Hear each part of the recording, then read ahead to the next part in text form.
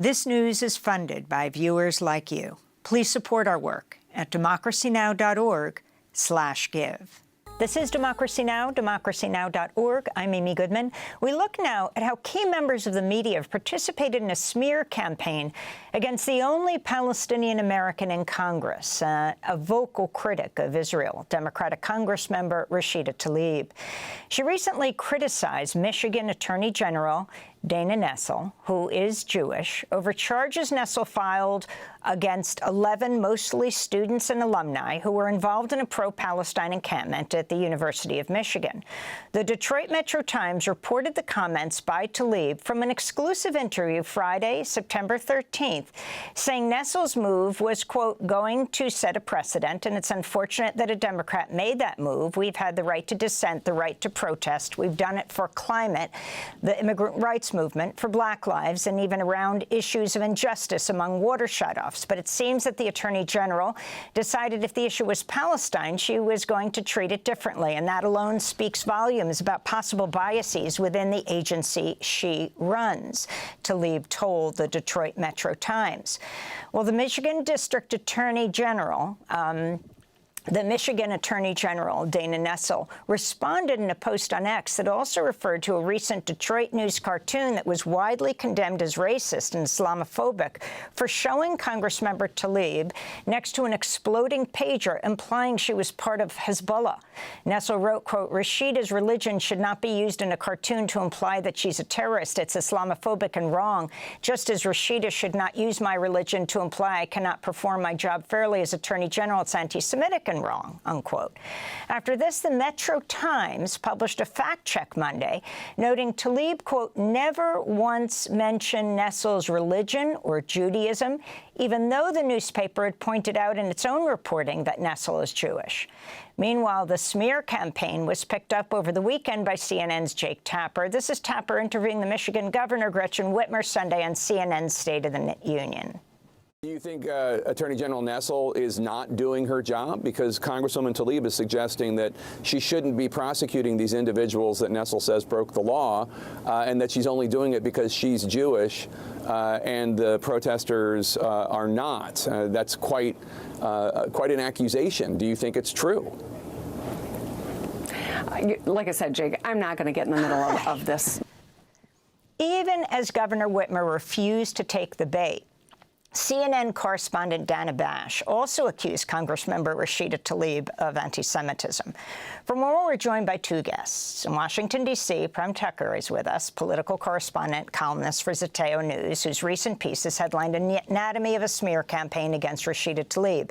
And in Detroit, we're joined by Steve Neavling, investigative reporter at Detroit Metro Times, who wrote the story this week, headline Fact Check. Tlaib did not say Nessel charged pro-Palestinian protesters because she's Jewish.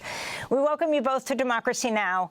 Steve Neavling, let's begin with you, since that's where it started. Talk about your initial interview with Rashida Tlaib and then how it was characterized and the fact check you've tried to do since then. Well, yeah, I wanted to talk to Rashida Tlaib as the only Palestinian American in Congress, and I wanted to find out what she thought of Dana Nessel's decision to arrest or to charge these 11 protesters because it was so unusual.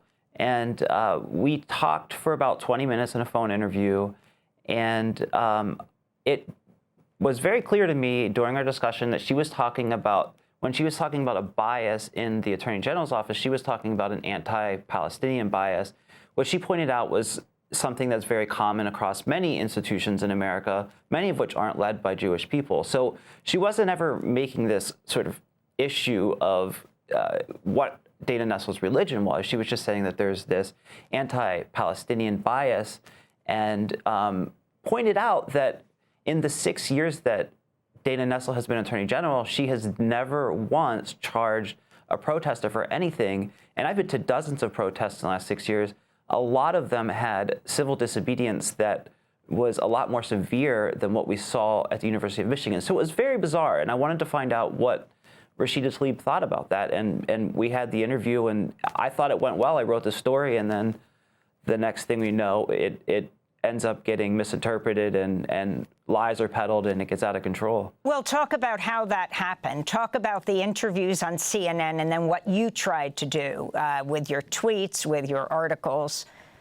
Yeah, I started seeing messages from Jewish groups, from ADL, from a state lawmaker, from people saying this was anti-Semitic.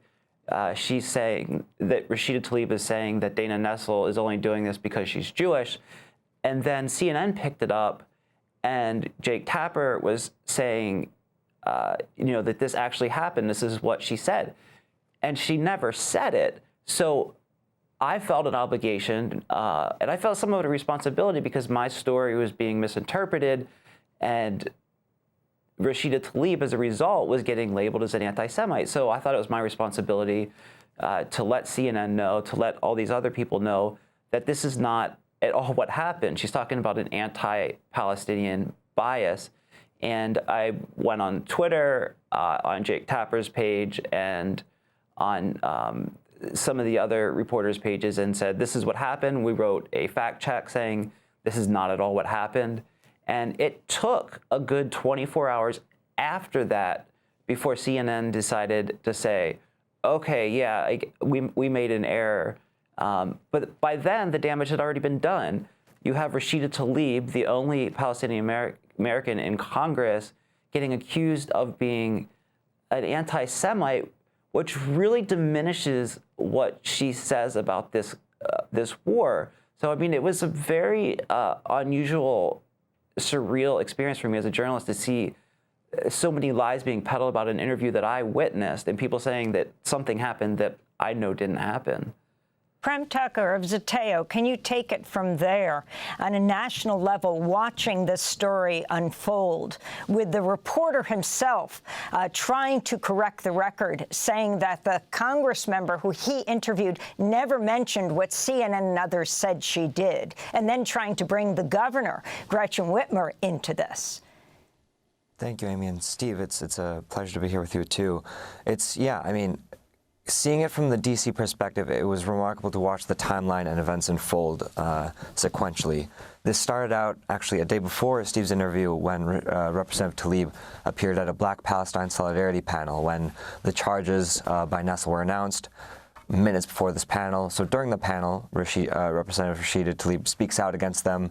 She sort of criticizes Dana Nessel for not bringing to charges against those involved with the Flint water crisis, but nevertheless choosing to do so here, as Steve mentions, also contrasting that with other civil disobedience and other civil actions where people were not charged. Notably, too, is that, as I believe Steve noted, too, that Representative Tlaib was also suggesting that perhaps there might have been pressure from the university.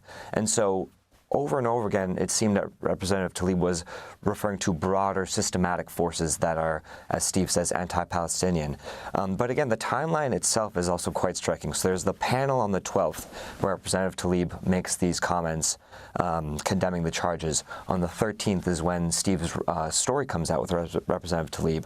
On the 20th, a week later, is when the cartoon is out, when Dana Nessel tweets condemning the cartoon, but also condemning the possibility that, or suggestion that she is only making these actions against these pro-Palestine protesters because of her Jewish identity. A few days after, actually that same day, is when Jake Tapper then asks Governor Whitmer about the situation and starts peddling this false accusation against Representative Rashida Tlaib. And then you see Jewish Insider report on that exchange, and then the Anti-Defamation League peddled the defamatory claim about Representative Tlaib. Then you see Steve putting out his fact check as more and more anchors and reporters continue to peddle this lie. And you just see this sort of unfold and evolve in real time, as I can only imagine Steve's experience as someone who witnessed this, seeing this story be misappropriated and taken out of his own hands as someone who wrote the story. It's very remarkable. And though some reporters have backtracked, some others, including the ADL and Jonathan Greenblatt of the ADL, have sort of continued on with sort of pushing the suggestion that somehow Rashida Tlaib was criticizing these charges on the basis of Dana Nessel's identity and not the anti-Palestinian bias that Steve speaks to, not potential broader systematic forces that are anti-Palestinian in nature. Prem, before we end the show, I wanted to ask you about a story you've been following closely. Last month, your story was headlined 200 Days and Still No Justice for Hind. It featured a video of the many times you've tried to ask the State Department for an update on the status of the Hind Rajab investigation. That 6-year-old Palestinian girl, Hind Rajab, killed on January 29th in an Israeli attack along with 6 members of her family. They were in a car. They were desperately calling to the Red Crescent and saying that they were under attack in a car. 2 paramedics got permission to go to try to help them. They also were killed in the Israeli second strike, what the experts say may amount to a war crime. This is you questioning State Department spokesperson Vedant Patel.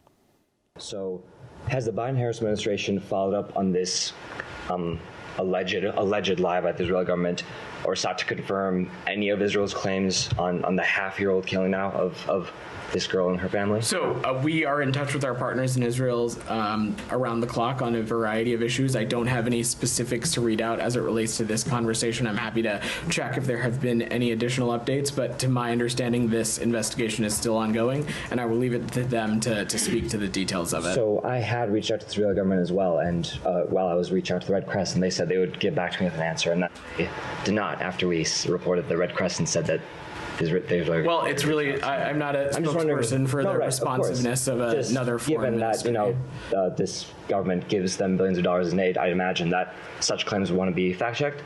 So we will continue to engage with our partners in Israel. We ask them for additional information. We ask questions when we see incidents unfold, and we'll continue to do that. As it relates to this incident, I'm not aware of any updates, and I believe this investigation is ongoing. That's State Department spokesperson Vedant Patel being continually questioned many times over weeks, months, about the investigation into Hind Rajab. You have 15 seconds, Prem. Have you gotten an answer yet?